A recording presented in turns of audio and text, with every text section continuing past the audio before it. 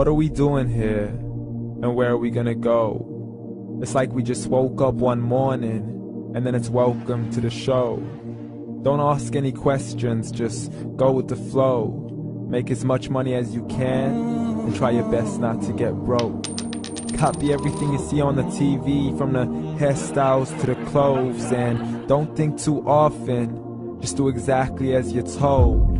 And if you ever get confused, then just turn towards the alcohol.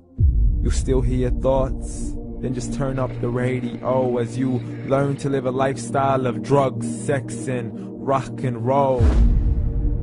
But in all honesty, I just need to know, is there more to the cycle than growing and getting old? Living and dying just to leave behind a happy home and a whole lot of property that somebody else is going to own.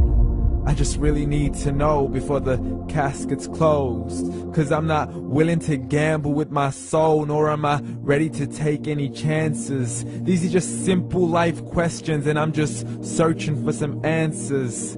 Like, what are we doing here? And what is our purpose? How did we get here, and who made us so perfect? And what happens once we go, or is this world all really worth it? Questions we don't answer because apparently we don't really have to. There's no purpose to this life and our existence is merely natural. Then in that case, please let me ask you, did you create yourself, or was it somebody else who had fashioned you? 'Cause you're a being that's impeccable, faultless and unparalleled. You're a product of supreme intelligence and I'm merely being rational.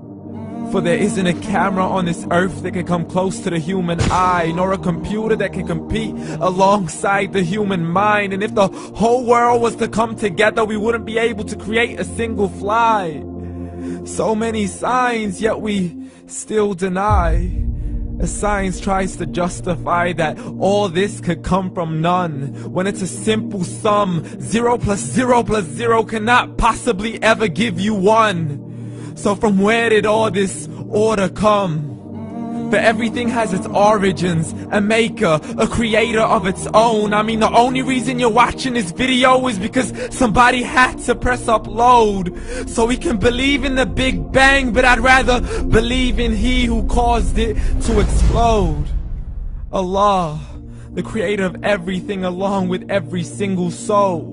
The ever-living, the master, the only one who is in control. Unlike his creation, beyond our imagination. And no, he's not a man, nor does he have any partners in association. He's on his own. And no, he did not ever leave us alone. Just like every manufacturer, he left us with an instruction manual. The Quran and Islam, and I'm sorry to jump to conclusions, but it's the only one possible. The only definition of God is the one and only supreme being. It's logical, a book with 0 contradictions, with miracles that are both scientific and historical, all revealed over 1400 years ago. Like the detailed description of the human embryo. The descriptions of the human embryo in the Quran cannot be based on scientific knowledge in the 7th century. To the mountains as pegs holding firm the earth below, and the 2 seas that don't mix in a complete separate flow. To the planets in orbit, alternating night and day as they stay in flow. The expansion of the universe and the creation of everything from H2O. To the stories of the past and the preservation of Pharaoh. To identifying the lowest point in the land where Persia defeated Rome. The gushing fluid that created man in the glands between the ribs and the backbone. And not a word has changed, it's still the same. So please explain how all this was known over 1400 years ago. To a man who couldn't read or write, as he would recite whatever the angels spoke.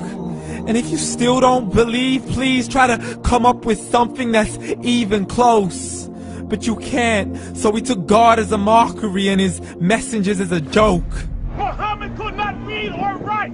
How's somebody who can't read or write gonna start a religion? Dismissed his scriptures as legends and tales of the ancient folk, as we live life according to our whims, desires and hopes. saying this life is the only home we will ever know. We will live then die, then simply turn to bones. YOLO!